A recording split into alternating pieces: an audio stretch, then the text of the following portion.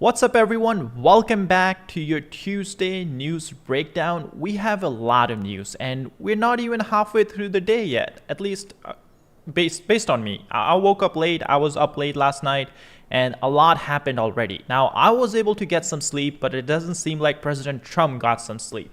Now, we'll start off slowly just for more people to join in.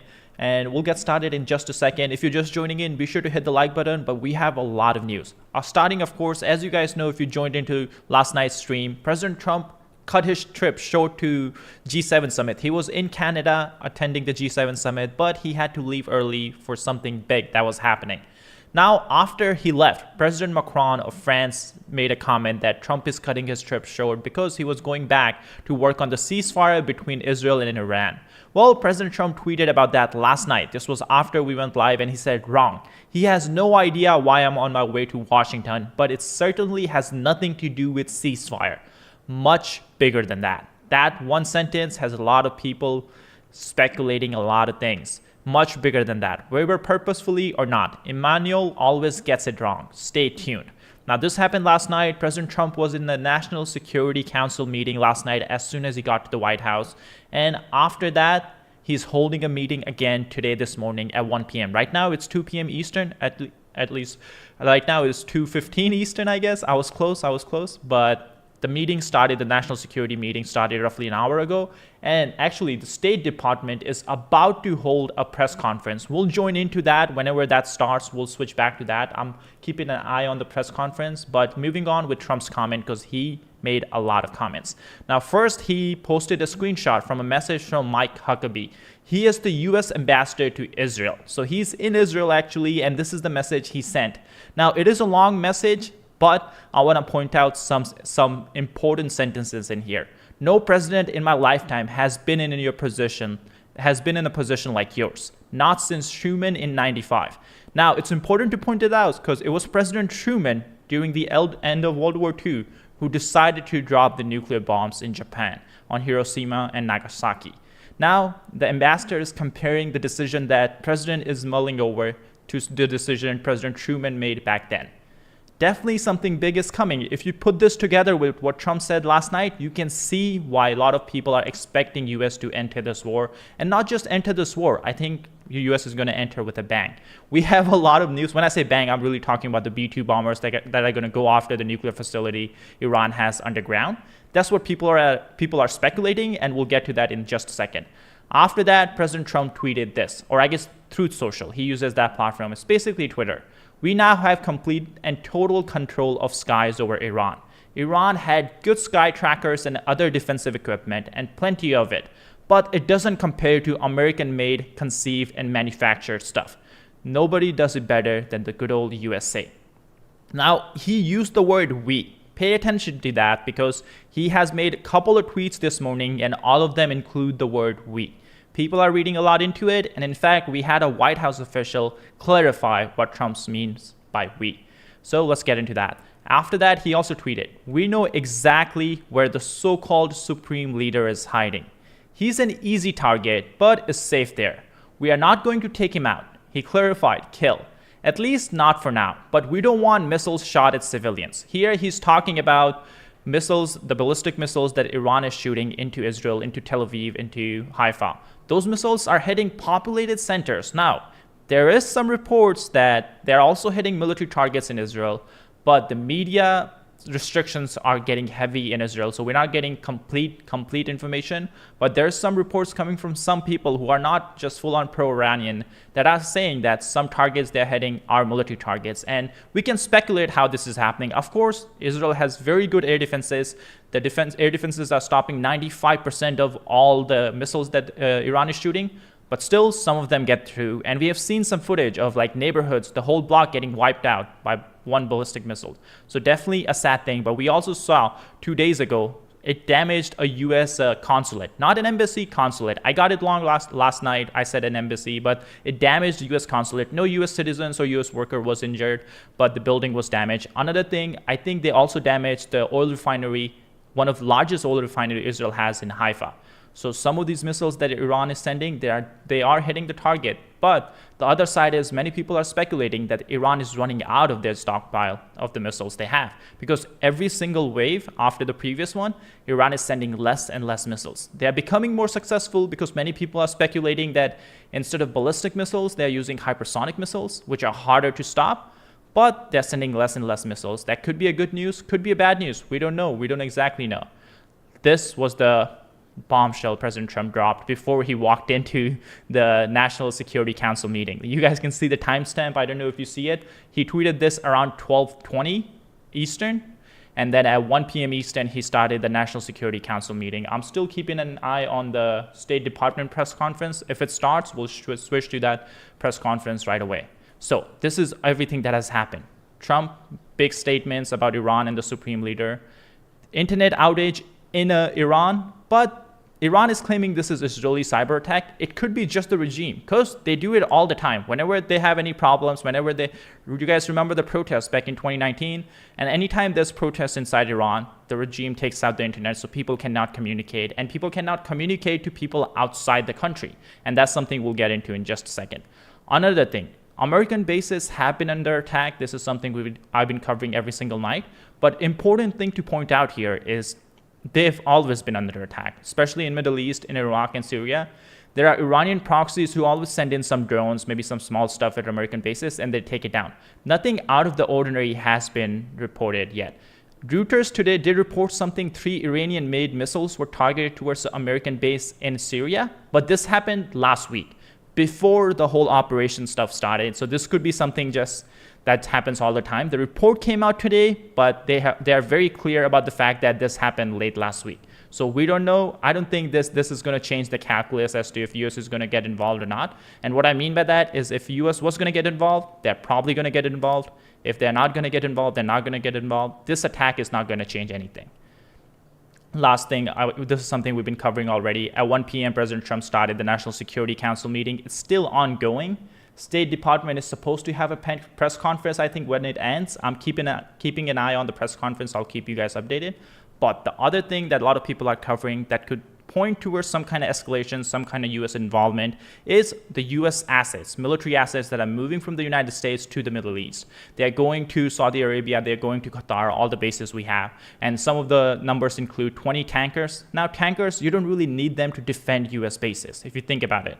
The jets, they can get off from the bases if they want to take down any missiles Iran is sending. So the fact that tankers are going there, it could hint at something, some offensive missions that US is planning. On top of that, we have F-35s, F-16s. Those are all going in. Important to point out, Israel already has F-35s. They're operating with impunity inside Iran. So US is probably just adding to that stockpile if we do get involved, adding to that, like the F-35s Israel already has. One thing Israel doesn't have is B-2 bombers. Now, that's something that's important to keep an eye on because the main goal for Israel is to basically destroy the nuclear program Iran has, and that's only possible with B-2s because B-2s have the ability to carry B-2s have the ability to carry 30,000 pounds of bunker busters that can go deep inside the nuclear facilities that Iran has built into the mountains.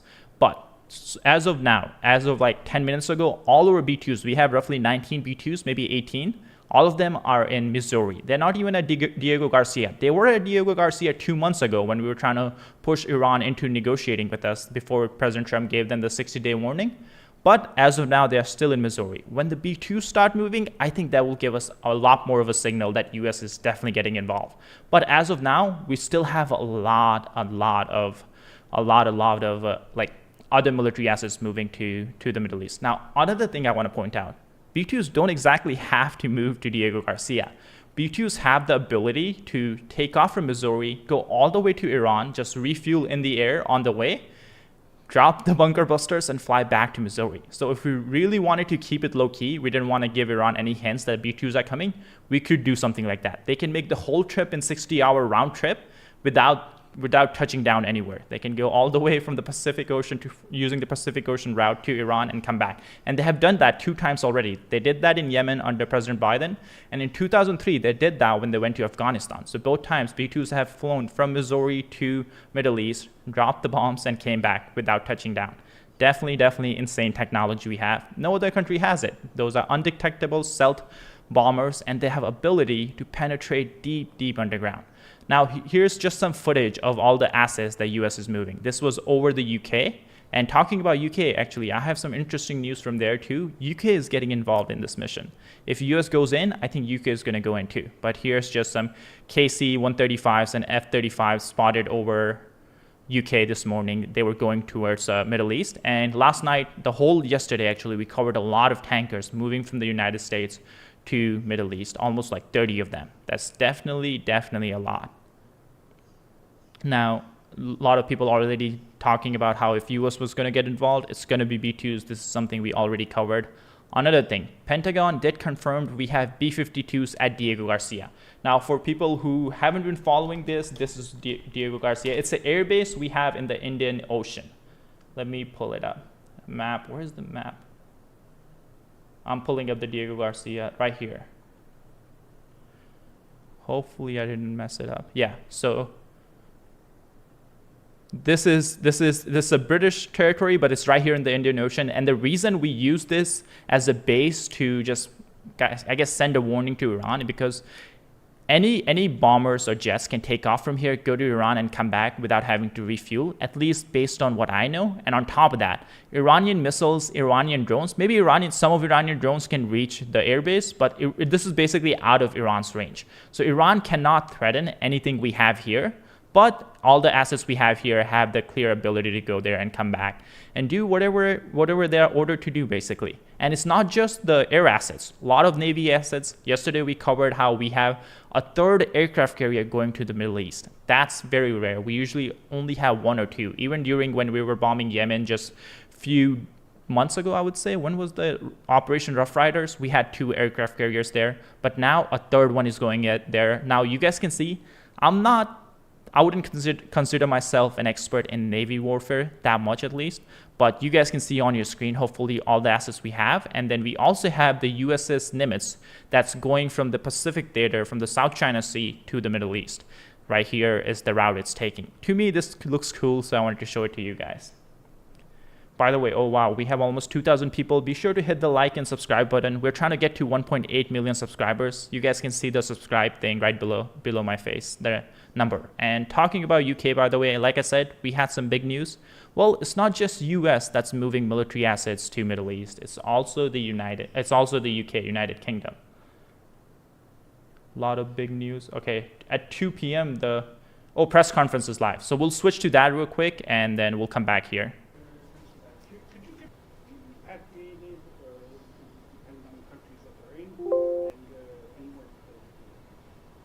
Right. I won't be giving you, just as a reminder of how today is a little bit of a different day for the briefing. There is always things that I can't say to you.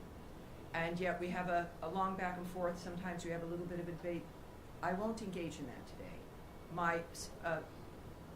My responses will be perhaps a bit quicker than usual, and I'll be moving around more quickly to reach as many of you as I can. There will be less than I can answer for you because of the circumstances that we're dealing with around the world. So it is, just want you to know, it's not personal, but we're working on certain things like the task force as an example. The task force is a group of people who are working, taking the calls of people, of American citizens around the world, making sure that they get connected with what they may need in that region. I won't go into the details of all that the task forces do, of course, but it's about information, making sure people here at the State Department and people that we get the information we need. Damn, I don't know how to raise it. This is the highest. I'll try to find a different stream. Sorry. I'll try to find a different stream. I'll leave it at that, but this is something that the State Department does when there's a citizens get directed to the information that they may need as well. So I'll leave it at that, but this is something that the State Department does when there's a situation that requires it, and this is one of those times. Tammy, I'm sorry. Sure, Matt, sure. Audio's working now? That phone number that you get, if you call that number, which I can do right now, who do you get? You get an individual who is task force, no, you don't get the task force. That phone number is a general phone number. The task force is busy, but it is a separate unit that is established to take the calls, to assist American citizens who call to the embassies, particularly. You're going to be referred to embassies who can help you get what it is you need. So good question. Thank you, sir. All right. Yes, Andrea. Just a quick question. There's some specific consular needs. One in particular that I'm aware of, and there may be more than one, is an American citizen in Iran, where there is no embassy, no consulate. Mm-hmm. Would that be the Swiss protectorate? Would there be other options?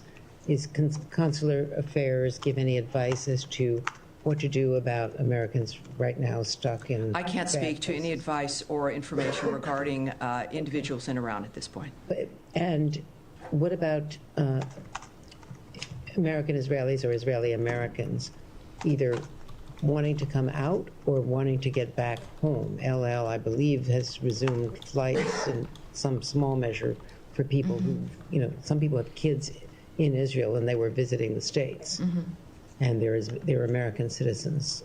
Is there anything that they can do? Where should they call this number?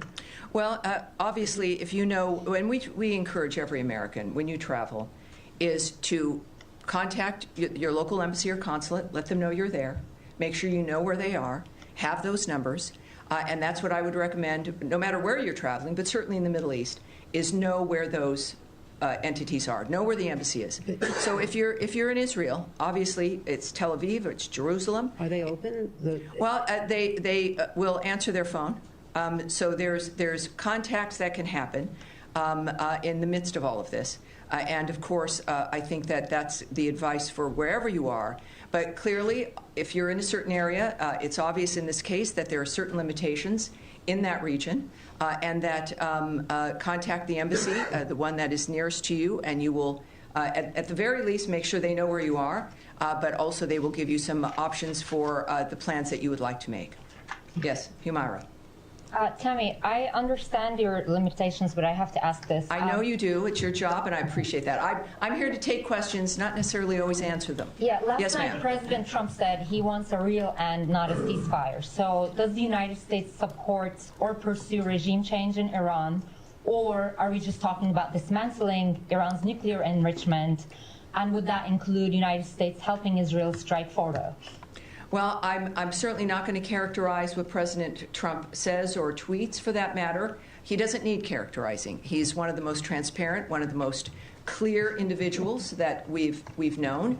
I think that we can take his word for his word, but I'm not going to speculate on, in a larger sense, what that would mean. That is up to the president. He is the singular guiding hand about what will be occurring from this point forward, as he has been. And I think that dynamic is pretty clear. He says he wants an end, as he has said about every conflict that he has, as a peacemaker, worked to stop peacefully through diplomacy. That has been his commitment. And he wants these things, as he said about a number of situations, not for a month or 6 months, but durable ends to this nature of forever wars.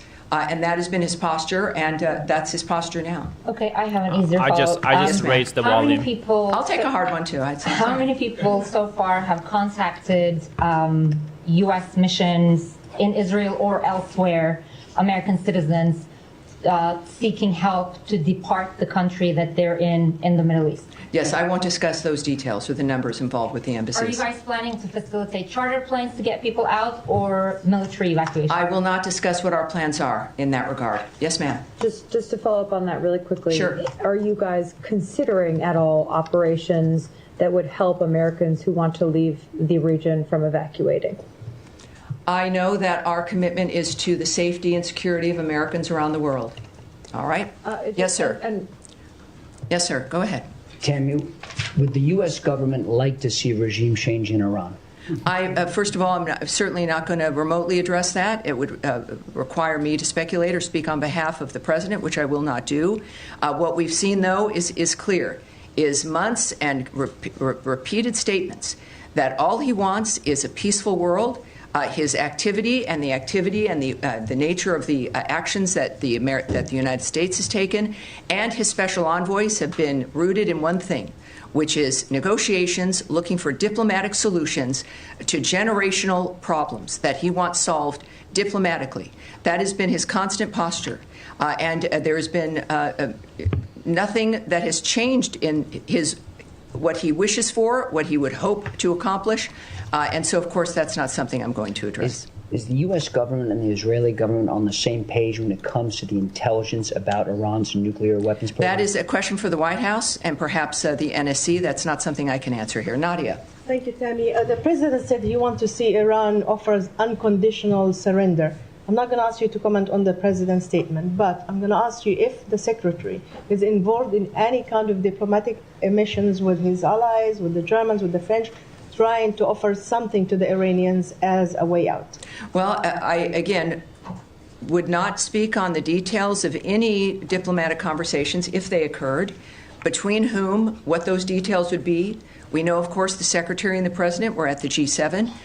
Their constant work from the moment they came to office has been to, and certainly Secretary Rubio, was to open up conversations and to lead the world through diplomacy to make a difference. But that's the only thing that would guide me when it comes to the nature of the decisions they're making at this point. Yes, ma'am. Without getting into the details of the conversations, is the door to diplomacy with Iran on its nuclear program still open from the U.S. perspective? That would be a decision made by President Trump. Have you heard from the Iranians signaling interest in continuing discussions? That is not something that I can speak to. Yes, ma'am. Thank you. Going back to the consular piece of this in Israel, the latest security alert from the embassy there still says that the embassy is not in a place to evacuate or directly assist Americans. Do you have any timeline on when that might change for the Americans who are stranded in that country? And just looking at how quickly the security situation has changed there, the travel alert was raised to a level 4 from a level 3 for the entirety of the country. Is that a sign that the State Department was caught on its back foot a little bit by this change because Americans still can't get help? I can say the answer to that last question is no. We are working 24/7 to ensure the safety and the security of Americans around the world. I can say that the Department of State is always planning for contingencies to assist private U.S. citizens' departure from crisis areas, and we will alert the U.S. citizenry community if there is and when there is additional information to share regarding their options during any crisis, but certainly this one as well. When it comes to how quickly people can expect a dynamic, the American government, the State Department, our militaries, you've seen all of these assets, all of these departments involved in this dynamic in one fashion or another, are working exclusively for the safety of this nation and the safety of the American people, wherever they may be. Yes, sir. Thank you, Tammy. At the top, you said that you're advising U.S. citizens not to travel to Israel or Iraq or Iran under any circumstances. Do you have any more general guidance for Americans in the Middle East, more broadly as a region? Are there other countries that you're advocating people depart from? Well, at our website, we have our travel alerts. We also have moved them on our State Department Twitter, our social media accounts. Those are for the public to see. Would there be, what is the specific one for people to look to if they want to look for specific country travel alerts? Is it travel.state.gov? So travel.state.gov, and you will see every travel alert there for you, depending on if you're going to be traveling. It is not just for the Middle East, or if you're in a country right now, you can get your information there. Yes, sir. Thank you. Two questions. In your topic, you also recognize American diplomats serving in Ukraine and Israel who spent another night in a bunker. Yes. But one of American citizens happened to be killed by the Russians last night in Ukraine. Do you have any comment on will the U.S. government act to protect American citizens in Ukraine? Yes, we are aware of last night's attack on Kyiv, which resulted in numerous casualties, including the tragic death of a U.S. citizen. We condemn those strikes and extend our deepest condolences to the victims and to the families of all those affected. The President, in the recent past, has made his thoughts clear about striking the civilian areas in that regard. And just to reiterate again, which is at the thread throughout all of the work that we do, is the Department has no higher priority than the safety and security of U.S. citizens abroad, and we can confirm the death of a U.S. citizen in Ukraine, and we stand ready to provide all possible consular assistance. And out of respect to the family during this obviously horrible time, we have no further details to offer in that regard. And second topic, in light of Israel-Iran tension, some of our colleagues from VOA Persian service were called back reportedly. How much do the events of past few days signify the role of VOA and other outlets to counter these narratives from U.S. enemies? Yes, I'm not going to go into the details of what we're doing when it comes to communications into that region or into specific countries. Yes, sir. Thank you, Tammy. Two Iran-related topics. Number one, the administration kind of kept this conflict between Israel and Iran at arm's length over the first few days. And now, since last night and especially into today, we're hearing the president say, we more. We have control over the skies. We know where the supreme leader is. We talked about this. He's kind of taking more ownership of the situation directly. Is that feeling trickling down to this building as well? Is there more of an ownership of the situation in the State Department as well? Well, I again can't characterize the feelings of the President of the United States. We know that he is our lead. We know that he is the guiding hand. We know that he is one of a few who know all the details, and he is clearly has a mission and an agenda that has involved diplomacy and changing the world for the better for people. In the meantime, of course, things change. Our experiences change. He's making comments that are a reflection of what what matters to him, and of course, what matters to the president matters to the State Department and every other department. I think that it is fair to say that his leadership and his re-election to the second term was because people here in the United States were tired of the status quo.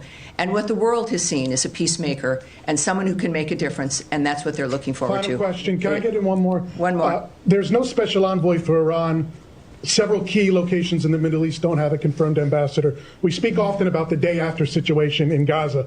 What about the day after situation in Iran? Is the State Department ready for it? Well, the State Department and the Trump administration, while you may not see things immediately, just because it's not maybe in the news or you're not present for things that occur, doesn't mean they're not occurring. I would remind everyone that the State Department, as I've found out, is sort of like the military. It's 24/7. It is not something that is a basic 8 to 5 dynamic. And it's because people are working around the world constantly. It is literally their mission. Okay, that's not an important answer. News just came out. Trump is about to give a statement. Again, to point out to everyone, for the last almost 2 hours, since 1 p.m. Eastern, right now it's 2:40 p.m. Eastern, Trump has been in his National Security Council meeting. A lot of people were there, and many people speculated that he was deciding on whether to get involved in Iran or not. This was the meeting. Let's see what he says. An experience when it comes to the history, not just of a building and of a department of the United States, but the history of people working on diplomatic issues throughout the world. And they work for this department. They are committed to those issues. And that is what makes the State Department so effective, in addition to the leadership that is afforded by Marco Rubio, as guided by Donald Trump. Yes, sir, you've been waiting. Tammy, the NATO summit is in The Hague next week. Yes. President Trump and Secretary Rubio came back early from the G7 summit because of the nature of what's going on in the Middle East. If this situation is still unfolding next week, should we expect some kind of changes to the delegation, changes to travel? Should we be anticipating that if the situation is still ongoing? You know, I can't tell you if anything will change. I know it has not so far. But as we have experienced from day to day or even sometimes hour to hour, things do change. This is a very dynamic event. We've all had our special situations that we're interested in, and we all want diplomacy to work, and we've been cheering on summits and ceasefire discussions, etc. This is something that is moving, as things tend to, very rapidly. So I would say that anything is possible. But at this point in time, that is still certainly on the books. But that's going to be obviously that's a presidential trip. That's going to be up to the White House. And I'm sure will be affected by their decision making based on what they see. Yes, sir. Thanks, Tammy. 2 questions, please. First of all...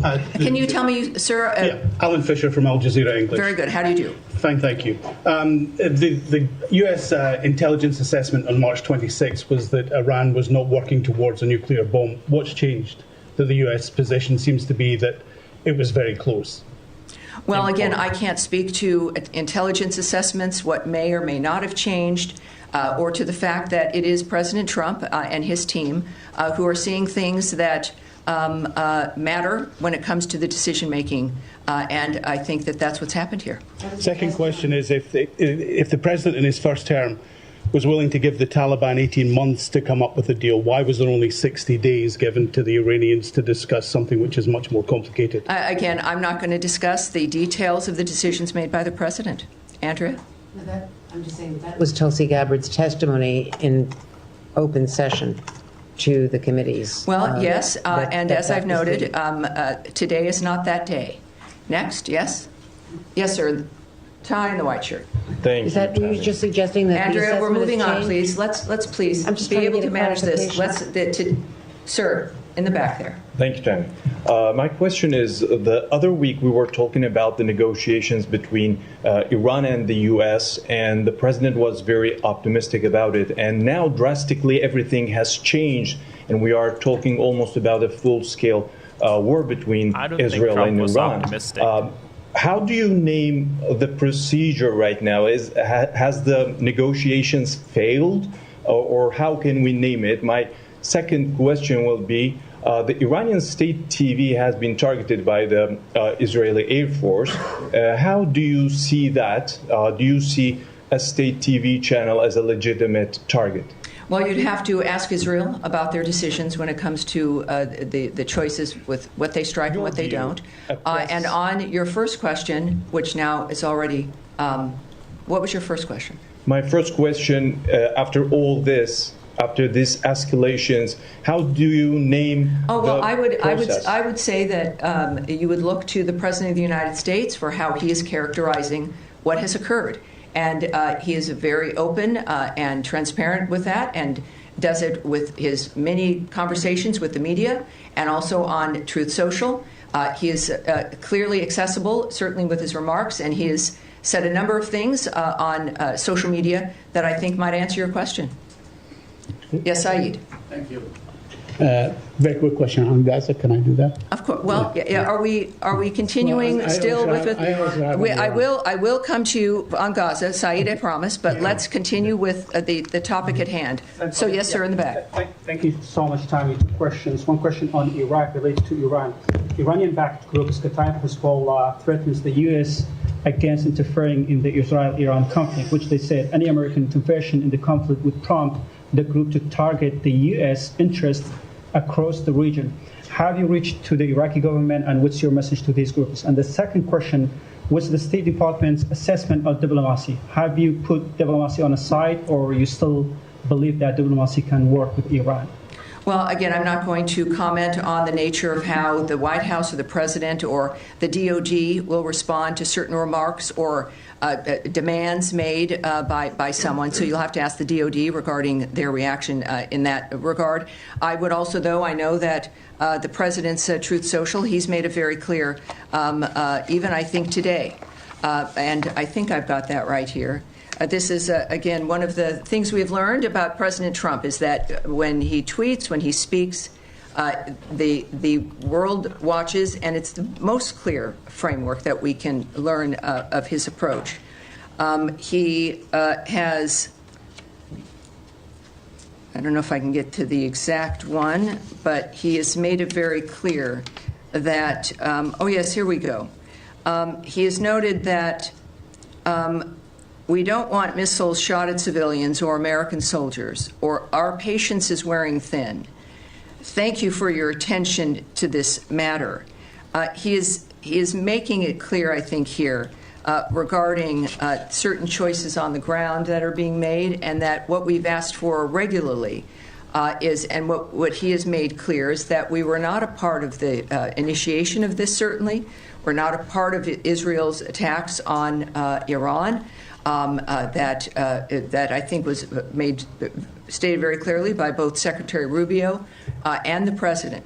And that's important for them, for people to know. And in this case, of course... Quickly, missiles incoming into Israel right now. Yeah, we'll switch to that as soon as this is over. A missile shot at civilians or American soldiers, that there would be a repercussion. I think that would not be surprising. All right, we'll go back.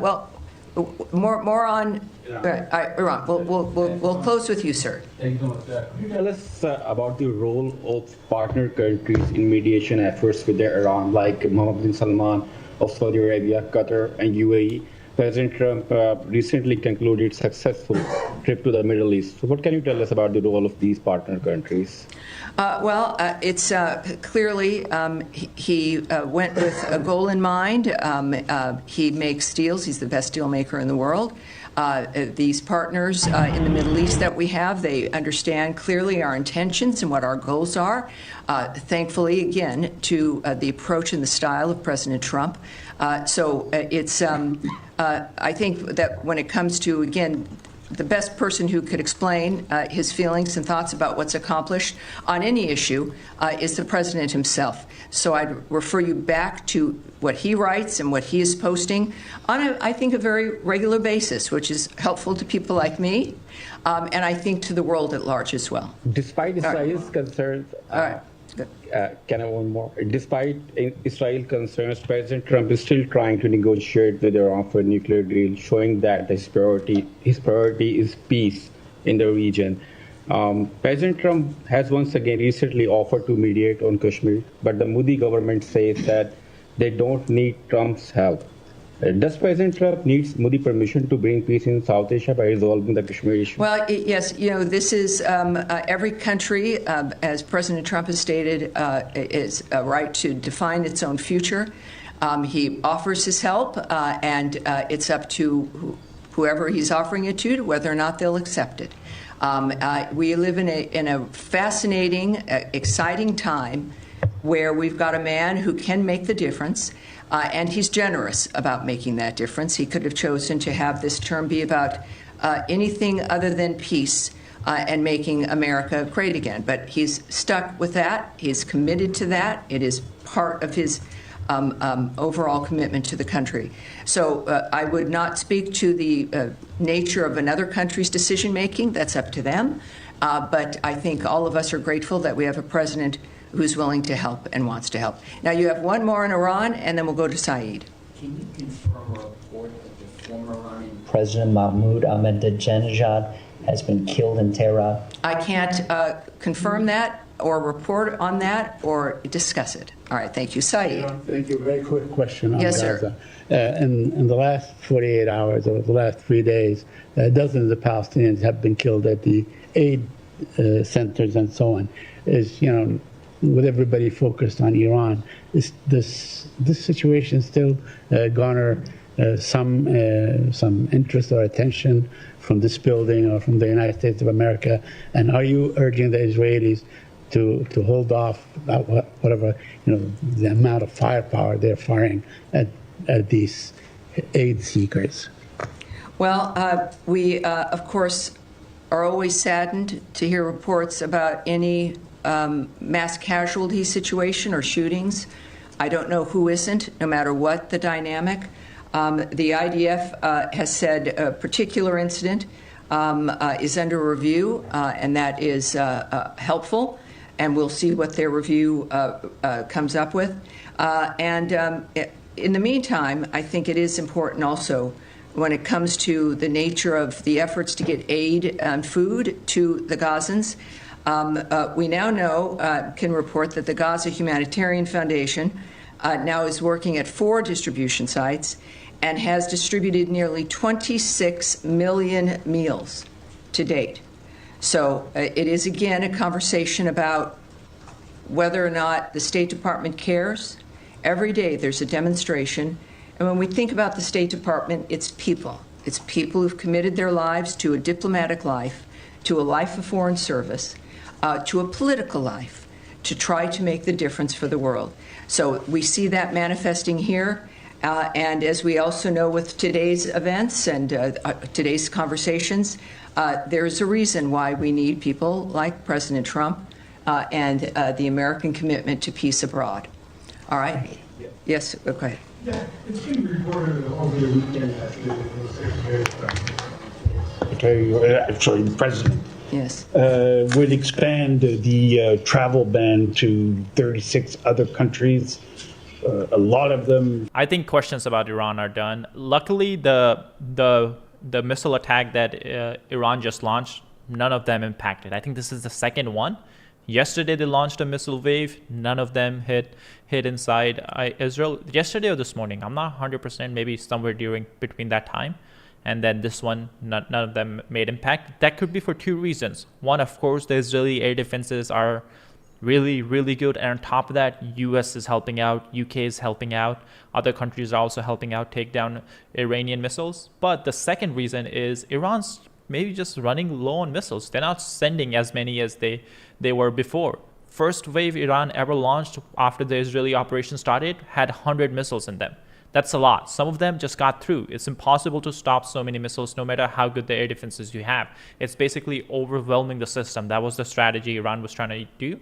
And it was working at the beginning, but they're maybe running out of missiles. Now, we'll come back if they talk about Iran. I'll listen to it. Every nation should be able to adopt to protect the national security and national interests of the United States and its people, and the vetting and the presentation of information from other nations in order to say, yes, you can or you can't come. In this particular instance, I think that it's clear as we're looking at providing a period of time, countries being told if they don't get to that point where we can trust them, and they've got to change the system, update it, do whatever they need to do to convince us that we can trust the process and the information they have. So that is the goal of this. The Secretary will have the discretion to determine whether or not someone is on that list, as we then also continuously vet the nature of what's happening within these conversations. And the goal is so that we can all move forward, so that people can come to the country. And that's our goal. All right. Yes, sir. Yeah, but I don't know why you're so far in the back, Michelle. But I'm sorry. With NPR, yes. Yes. Just following up on that, there was a deadline given for these 36 countries tomorrow to come. Okay, they're not talking about Iran, but yes, as many of you pointed out, my mistake. They're not. It's likely they're not running out of missiles, they're running out of launchers. And we have footage we'll get into later in the stream where Israel has been really going after these launchers. And once you're out of launchers, it's hard to use the missiles you already have. Another thing, let's continue with our coverage. Prime Minister Benjamin Netanyahu and many other in the Israeli Defense Department do truly believe that US is going to get involved in this war because Israel does need US help, US B-2s to take out the what is that Fordo nuclear facility, because without that, all this operation, all the stuff they have done is going to be useless, because if they cannot stop the nuclear program, what's the point of going so in, Another thing, as you guys just heard, US is working hard to take out US citizens from Iran and Iraq. Well, it's not just US. China has shut down their embassy. If I remember correctly, I think India is evacuating Indian nationals through Turkmenistan or one of the other countries in East Asia. They're using that country to evacuate Indian nationals from there too. So a lot of countries are just bailing out of Tehran. And it's not just countries. Yesterday we looked at it. Even the Iranian people are trying to leave Iran. Last night we covered this. President Trump gave a warning. Basically, Iran, everyone who's in Tehran needs to evacuate. This was midnight. This was past midnight in Iran, so people were sleeping. But Tehran has a population of 10 million people, and there's panic all over the city. The strikes were going already, but President Trump's warning just makes it seem like something big is coming, and a lot of people are trying to leave the city. Another thing, you guys may not put too much value into Polymatter, but Polymatter is like a betting website where people can bet if something's going to happen or not. It's been pretty useful. It's not 100% that it's always accurate, but a lot of times when people's money is involved, you kind of get a sense of what's about to happen. And 70% people believe on Polymatter. I think millions of dollars have been bet that 70% chance US is going to get involved. It will take military actions. on top of this. Now we remember last night, White House was making a lot of comments, a lot of posts, basically trying to get public support to get involved in Iran. Trump was doing that. Well, today, J.D. Vance, the vice president, is making comments too. I hate reading long posts, but he's the vice president, so we have to read this. So let's go through this. Look, I'm seeing this from the inside, and I'm admittedly biased towards our president and my friend. There's a lot of crazy stuff on social media, so I wanted to address some things directly on the Iran issue. First, POTUS has been amazingly consistent over the 10 years that Iran cannot have nuclear weapons. Now, before we continue, by the way, I do want to give some background into J.D. Vance's stance as to if U.S. should get involved overseas. He's one of the biggest proponent of isolationism. I can't say that word, but he's one of the biggest isolationists in the administration. If you guys remember the leaked text messages, leaked signal chat, he was actually not arguing against U.S. getting involved in Yemen, but he was debating against it. He's like, we should not do this. So even he's coming out in support of Iran. At least that's what it looks like from this statement. That's definitely a big deal, and that's definitely a signal to people who are reading things closely as to what U.S. may do. Over the last months, he encouraged his foreign policy team to reach a deal with the Iranians to accomplish his goal. The president has made clear that Iran cannot have uranium enrichment. He said repeatedly that this would happen one of two ways, easy way or the other way. Now, in the negotiations, the biggest point of disagreement. So US and Iran have been negotiating for the last 60 days, and on the 61st day is when Israel started the operation because negotiations were not moving anywhere. Now, the biggest point of disagreement was Iran wanted to keep their nuclear program. At least publicly, Iran was saying that they're not going to use the nuclear facilities they have for nuclear weapon, but they want to continue enriching uranium for civilian purposes, for energy purposes and other stuff like that. Well, President Trump was saying maybe they can continue all that, but they should not enrich uranium. They can just buy from other countries. They can buy it from Europe. They can buy it from China, any other country. That was the biggest disagreement. Iran was publicly saying they don't want the nuclear weapons, but then again, we don't know if it's true or not. But they were saying we want to continue enriching uranium. That was the biggest disagreement, and that's why we didn't have a nuclear deal. But let's continue with J.D. Vance's post. Second, I have seen a lot of confusion over the issue of civilian nuclear power and uranium enrichment. These are distinct issues. Iran could have a civilian nuclear power without enrichment, but Iran rejected that. Meanwhile, they have enriched uranium far above the levels necessary for any civilian purposes. They've been found in violation of the non-proliferation obligations by the International Atomic Energy Agency, which is hardly a right-wing organization. Now, a little bit more context on this. Israel was claiming before they started the operations that Iran was in fact enriching uranium a lot faster while they were pretending to negotiate with Trump. In fact, what Israel was trying to basically say is like Iran was building a bomb while they were just stalling the negotiations. That's what their goal was, and that's why Israel went in for the kill so fast over the last few days. Now, the second thing, the UN organization, which is right here, the IAEA, they haven't said this in 20 years. First time in 20 years, they said that Iran is not following their obligations under the treaty. So this was the first time, and this was kind of like a big signal that, okay, Iran is doing something and someone needs to do something about it. But let's continue with the Vice President's post. It's one thing to want civilian nuclear energy. It's another thing to demand sophisticated enrichment capacity. It's still another to cling enrichment while simultaneously violating the basic non-proliferation obligations and enriching the right to the point of weapon-grade uranium. I have yet to see a single good argument for why Iran needed to enrich uranium well above the threshold for civilian use. Now, I don't know if you guys have seen that movie, Dictator. Have you guys seen? It's like a comedy movie where that guy is like basically making a speech and he's saying, we're only going to enrich uranium for civilian purposes, and he's just like laughing while saying this. I don't know if I can share this. I think the stream will get taken down because it's a movie clip.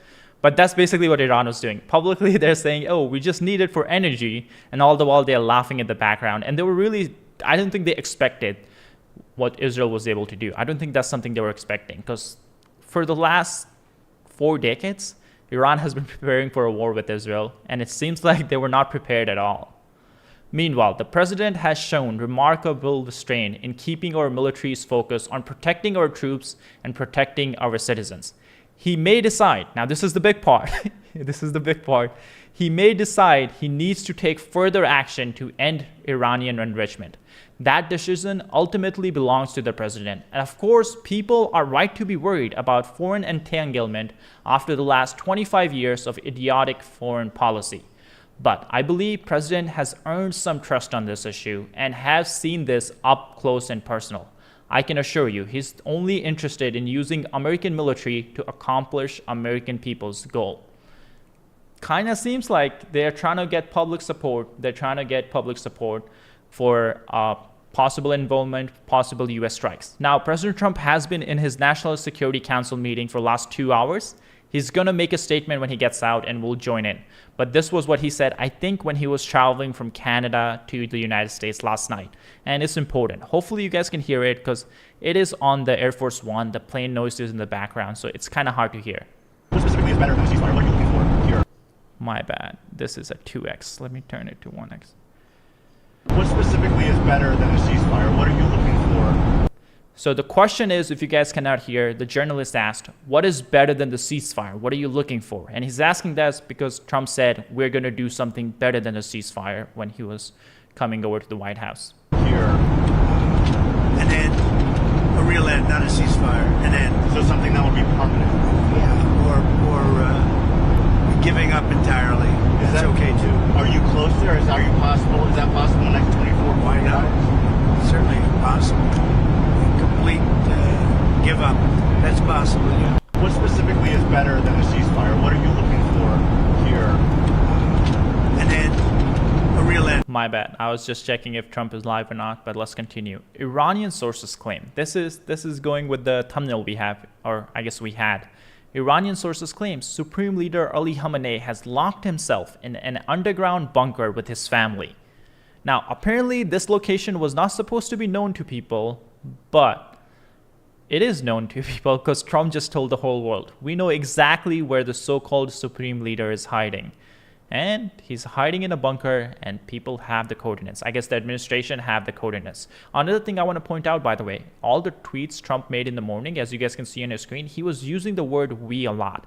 Now, we saw in the State Department presser that people were asking, what does the we mean?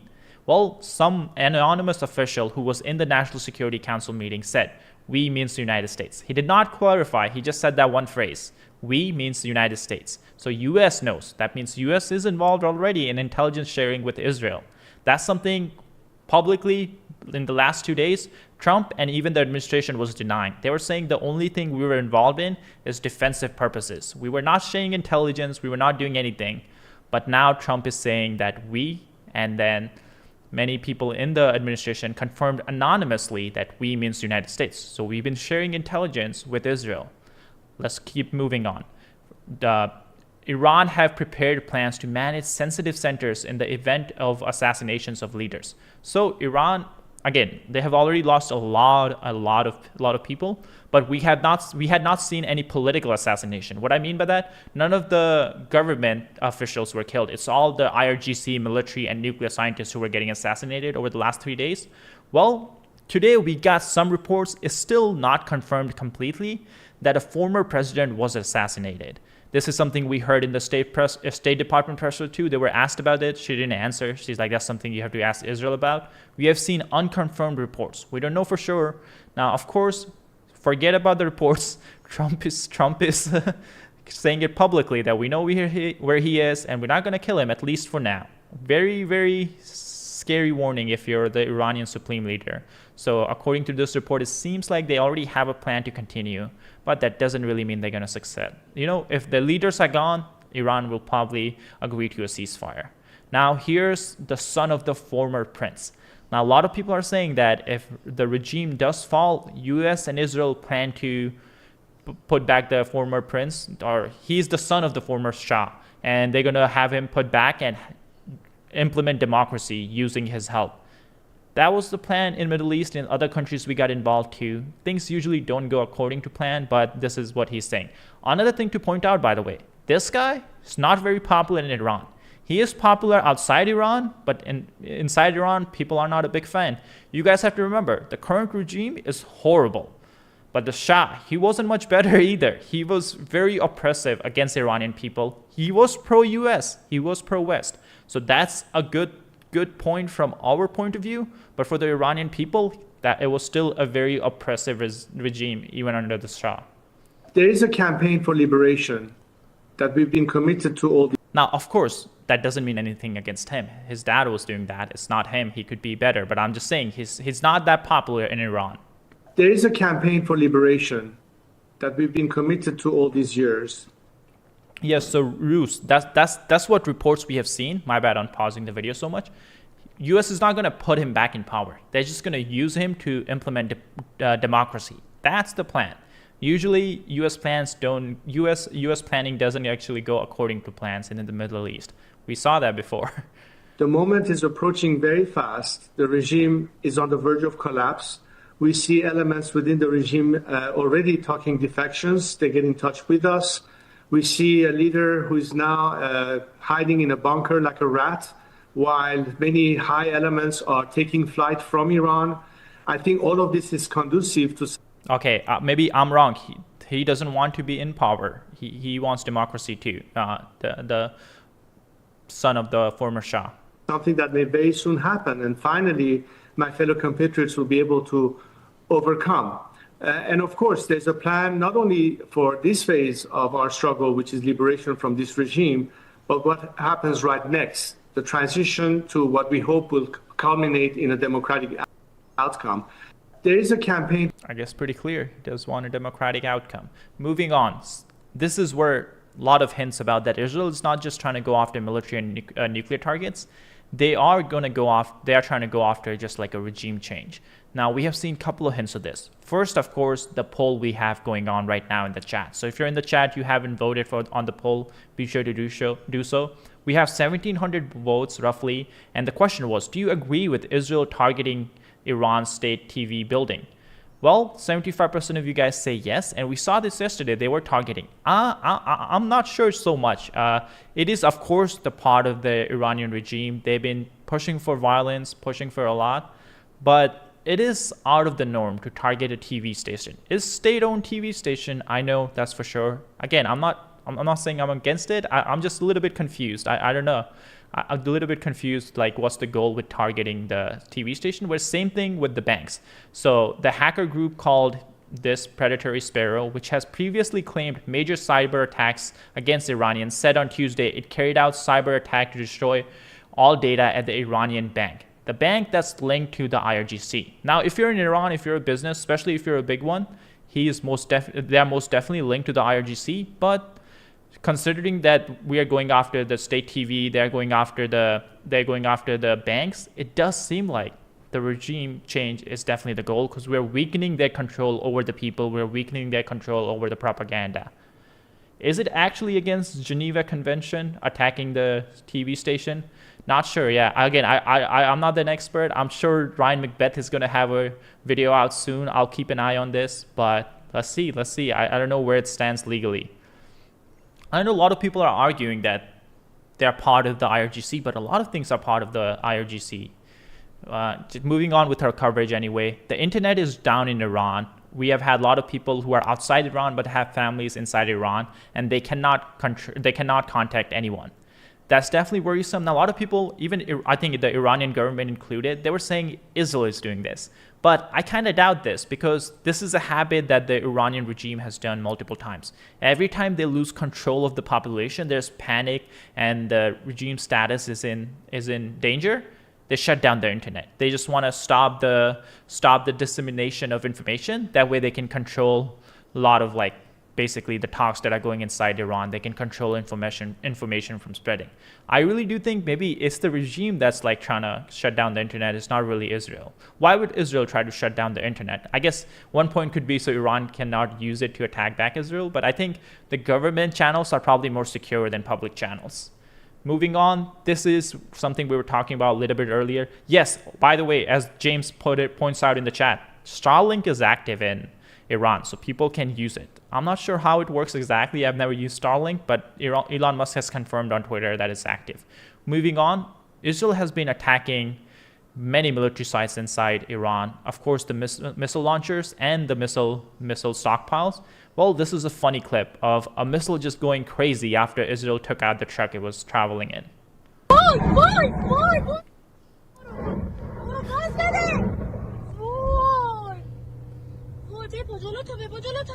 I'll play it again. Pay attention to the missile, how it's traveling. I've never seen that. Maybe in cartoons I've seen that.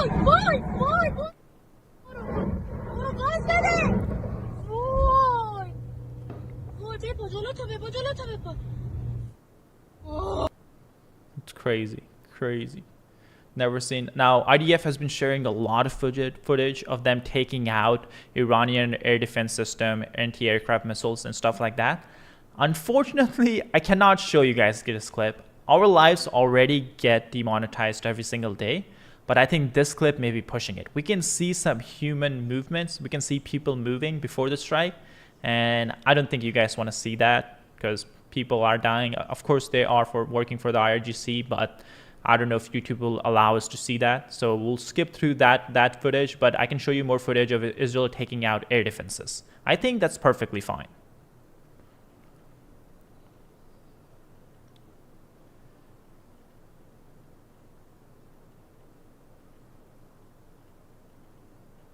Oh, you know what I'll do? I'll link the other footage in the chat. If you guys want to see it, you can go check it out. The other footage. I know a lot of people are saying show it, so I'll just link it in the chat. You can go check it out. Another thing, Israel has been attacking other nuclear facilities all around Iran. I want to show you guys map again if you're just joining in. Let me pull it up. Iran's nuclear facilities. Oh no. Right here. This is Iran's nuclear facility. Oh, open image. I'll zoom in. Hopefully you guys see it. Yep, perfect. You guys see, so Israel has been attacking this Isfahan facility. That's where this footage is from. It's all burning.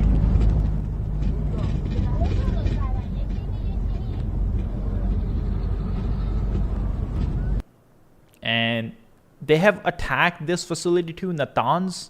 But I think they do need U.S. help to completely destroy it because this facility is apparently deep underground and U.S. just doesn't. Israel does have F-35s, but F-35s don't have the ability to carry the amount of bunker busters that are needed to penetrate that deep.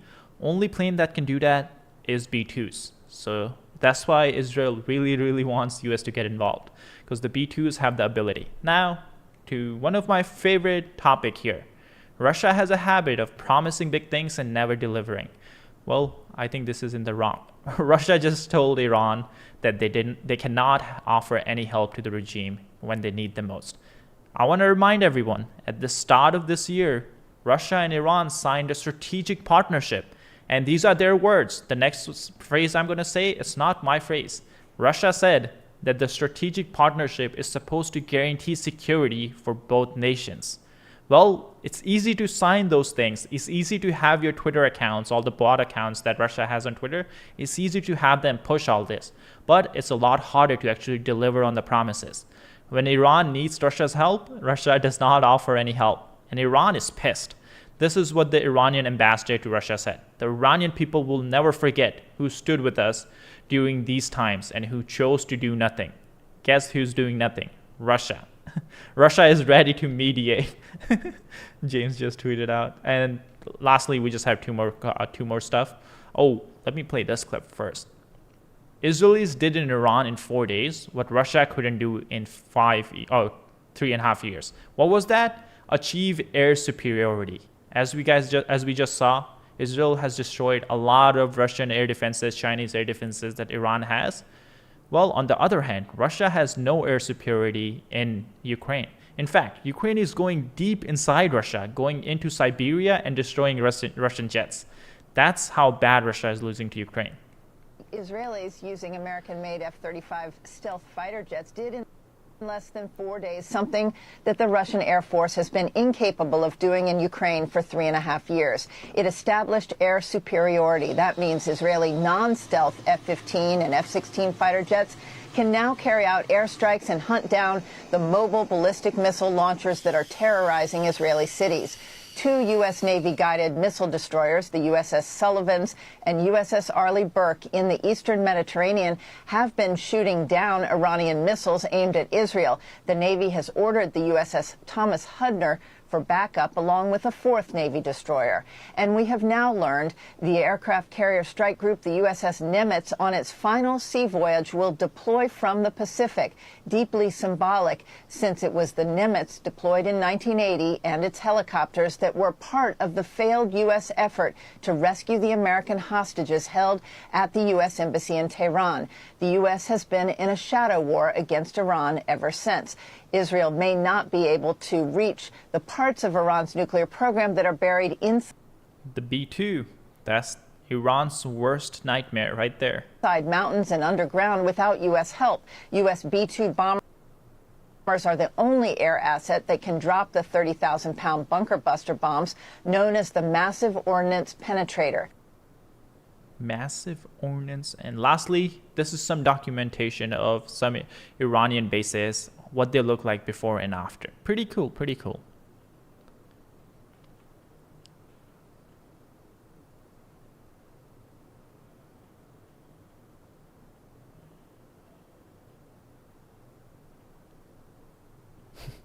Wiped out, wiped out, wiped out. And yeah, that's all the coverage I have. If Trump is live, I think he's still in the National Security Council meeting. But when he gets live, we'll get back on. We'll do quick Q&A, and then that's it for this live.